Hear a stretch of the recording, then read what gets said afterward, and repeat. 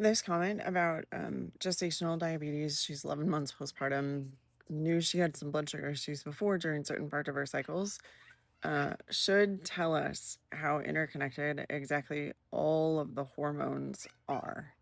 And someone yesterday left a comment that was like, it sounds like she has a hormone imbalance. Insulin resistance is a hormone imbalance. Insulin is a hormone. The problem with this is this woman was having issues before, and I'm not sure what was being done to manage it. But she is still going to have issues. Women who have gestational diabetes are 60% more likely to develop type 2 diabetes long term, not to mention the fact that pregnancy is one of the most stressful events on your body. It creates a ton of oxidative stress, so a lot of damage, and getting the cells back to healthy is the most imperative thing. But we didn't have a metabolically stable mom before pregnancy. So now we have to work even harder to help her be metabolically stable postpartum. And not only that, but there is research that shows that moms who are not metabolically stable have children who by age 8 are more likely to be not metabolically stable. So not only do we have to teach mom what she needs to do, but we need to teach her how to do it for baby. You'll notice I'm sitting in the sun. It's 8:30 at my house currently on a Saturday. I just finished eating breakfast on the patio. During the summer in particular, I try and eat breakfast on the patio every day. I'm usually out here a little earlier, but we slept in today. One of the reasons that I do that, and one of the reasons that I don't care if I get a tan during the summer, is because I know how important it is to get my vitamin D levels up naturally. Why? The vitamin D3 that you convert from the sun with cholesterol, you have to have UVA and UVB light to help your body convert cholesterol into vitamin D. And mostly it's your LDL. So your LDL, if they tank your LDL down to 40, you don't have enough to convert to vitamin D3. Vitamin D3 then gets taken into the liver and through the CYP or cytochrome P450 genetics gets turned into the hormone vitamin D2. And then from there also gets turned into a different hormone, vitamin D1. There is significant research that shows a correlation between vitamin D3 status, vitamin D2 status, both being low, and insulin resistance.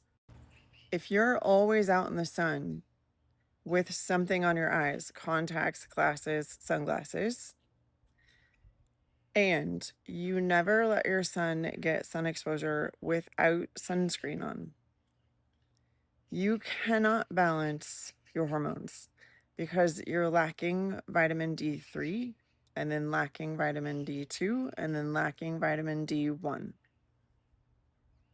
which will make you insulin resistant. We have to start working on what do we know was provided for us and how do we utilize it to our advantage. The sunlight first thing in the morning is so good for you. The sunlight at dusk is so good for you. And if you're like, I'm pale and I can't be out in the sun, be out at those times. If you can, in an area where you can get that sunlight exposure with minimal clothing on. It will make a huge difference. There's actually research studies that prove that tanning in the nude for men improves their testosterone by 40%. And if you didn't know, the hormone cascade, women, because you also produce testosterone, you just don't keep as much of it as men do. Vitamin D, DHEA, and cholesterol, pregnenolone, testosterone, estrogen. So you have to get testosterone to get estrogen. So what does that tell you about your time in the sun? And then we need to make sure that we are not overeating. And honestly, if you're eating more than 3 meals a day, you're overeating. That's right. If you're having a snack, you are overeating. The amount of calories it takes to grow another human is about the equivalent of 2 tablespoons of peanut butter a day, period. If you are overweight going into your pregnancy, it is perfectly safe to maintain the same exact weight or even lose weight through your pregnancy. If you are underweight, you may require a little bit extra. How do I know if I'm overweight or underweight? 5 feet tall is 100 pounds. Every inch above that, 5 additional pounds. So at 5'7", my ideal body weight with a quote normal amount of muscle on it would be 135. I tend to lift a little heavier and I do so a fair amount. And I think my ideal body weight, because when I get down to 135, I actually look pretty thin. Right now, I'm sitting at 142 to 143, and I think that's a pretty good weight for me. One of the biggest things that people don't understand is that muscle will pull in glucose. It's one of your most insulin sensitive tissues. So the less muscle you have on your body, so ladies over 30, if you're not in the gym lifting weights, you are doing yourself a disservice and you will cause yourself insulin resistance, period, end of story. Walking isn't going to get it done. You need to have muscle on your body, particularly in your booty, in your thighs, and in your hips in general. Like your hips needs to be strong as. But don't forget how nice it is to have lovely toned arms in a tank top and skip those days either. And I know leg days suck. I probably go too hard on most of my leg days and end up sore for like a week. But I also know that I can do everything I want to do without needing help.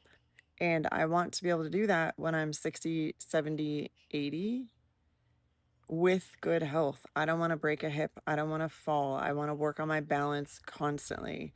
And I want my legs, my hips to be strong. Partly because I know it's going to balance my hormones and fix the cells. If you want to learn how to do this, I am hosting a class on 7/21 in the evening. There is a link in my profile, I believe. If it's not there, it's on my Instagram. It's also on my website, drmarcycm.com.